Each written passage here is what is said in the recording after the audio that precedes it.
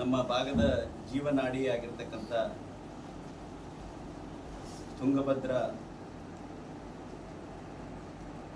Gate crust ಮುರಿದು 2 ವರ್ಷದ ನಂತರ ಸಾಕಷ್ಟು ವಿರೋಧ ಪಕ್ಷದ ಹೋರಾಟದ ನಡುವೆ ಇವತ್ತು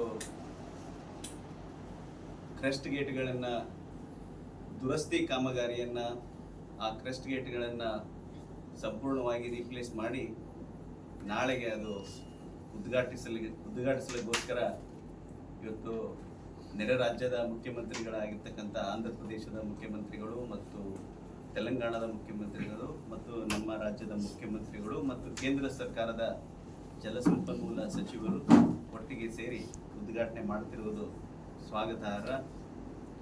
ಬಟ್ ಒಂದು ವಿಷಯ ಏನಂತಂದ್ರೆ, ಇವತ್ತು ನಾವು ತುಂಗಭದ್ರಾ ಜಲಾಶಯನ ಉದ್ಘಾಟನೆ ಮಾಡ್ತಿರ್ಬೋದು, ಕ್ರಸ್ಟ್ ಗೇಟ್ಗಳನ್ನು ಉದ್ಘಾಟನೆ ಮಾಡ್ತಿರ್ಬೋದು, ಇದಕ್ಕೆ ಸಂಬಂಧಿಸಿದ ಜಲವಂತ ಸಮಸ್ಯೆಗಳ ಬಗ್ಗೆ ಪರಿಹಾರ ಕಂಡುಕೊಡಿಸ್ಬೇಕು ಅಂತ ಹೇಳಿ ಇವತ್ತು ಆಗ್ರಹ ಮಾಡೋದಕ್ಕೆ ಈ ಪತ್ರಿಕಾ ಗೋಷ್ಠಿಯನ್ನ ಕರೆದಿರೋದು.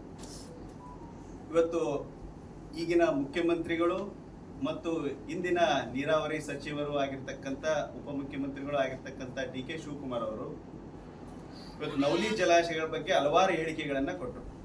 2024ರಲ್ಲಿ ಇಲ್ಲೇ ಬಂದಂತ ಸಮಯದಲ್ಲಿ ಅವ್ರು ಹೇಳಿದ್ರು, ನಾವು ಆಂಧ್ರ ಪ್ರದೇಶದ ಮತ್ತು ತೆಲಂಗಾಣ ಮುಖ್ಯಮಂತ್ರಿಗಳ ಸಮಯವನ್ನ ಕೇಳಿದ್ದೀನಿ, ಆ ಸಮಯ ಇನ್ನೂ ಸಿಕ್ಕಿಲ್ಲ, ಸಿಕ್ಕಾಗಿ ಈ ನವಲಿ ಜಲಾಶಯಗಳ ಬಗ್ಗೆ ನಾನು ವಿಚಾರಣೆ ಮಾಡ್ತೀನಿ, ಅವ್ರ ಹತ್ರ ಡಿಸ್ಕಸ್ ಮಾಡ್ತೀನಿ ಅನ್ನೋ ವಿಷಯವನ್ನ ಹೇಳಿದ್ರು.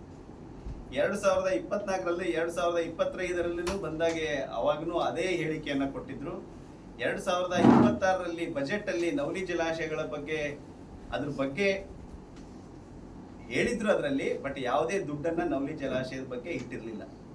ಬಟ್ ಕಳೆದ ಸರ್ಕಾರ ಬಿಜೆಪಿಯ ಸರ್ಕಾರ ಇದ್ದಾಗ ಅದನ್ನ DPR ಮಾಡಿಸಿ ಅದಕ್ಕೆ ದುಡ್ಡನ್ನ ಮೀಸಲಿಡ್ತಕ್ಕಂಥ ಕೆಲಸವನ್ನ ಮಾಡಿತ್ತು.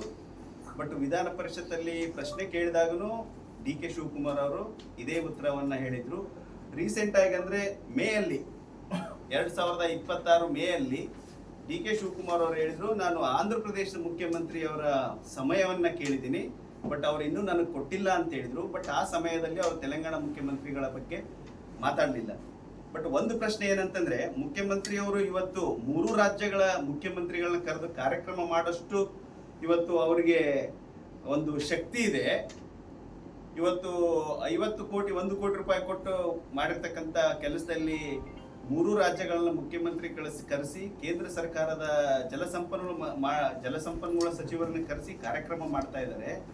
ಬಟ್ ಅವರು ಹಿಂದಿನ ಹೇಳಿಕೆಗೂ ಮತ್ತು ಈಗಿನ ಹೇಳಿಕೆಗೂ ಬಹಳ ನಮಗೆ ವ್ಯತ್ಯಾಸ ಅನಿಸ್ತಾ ಇದೆ. ಬಟ್ ಅವ್ರಿಗೆ ಇರ್ತಕ್ಕಂಥ ಒಂದು ಏನು ನವಲಿ ಜಲಾಶಯದ ಬಗ್ಗೆ ಹಿತಾಸಕ್ತಿ ಅಷ್ಟೊಂದು ಇಲ್ಲ ಅವ್ರಿಗೆ. ಈ ಗೇಟ್ ಉದ್ಘಾಟನೆ ಮಾಡೋದ್ರಲ್ಲಿ ಎಷ್ಟು ಹಿತಾಸಕ್ತಿ ಇದೆಯೋ ಆ ನವಲಿ ಜಲಾಶಯದ ಬಗ್ಗೆ ಮತ್ತು ಈಗೇನು ತುಂಬಿಕೊಂಡಿದೆ, ನಾವು ಹುಳು ಏನು ತುಂಬಿಕೊಂಡಿದೆ ಆ ಹುಳು ಬಗ್ಗೆ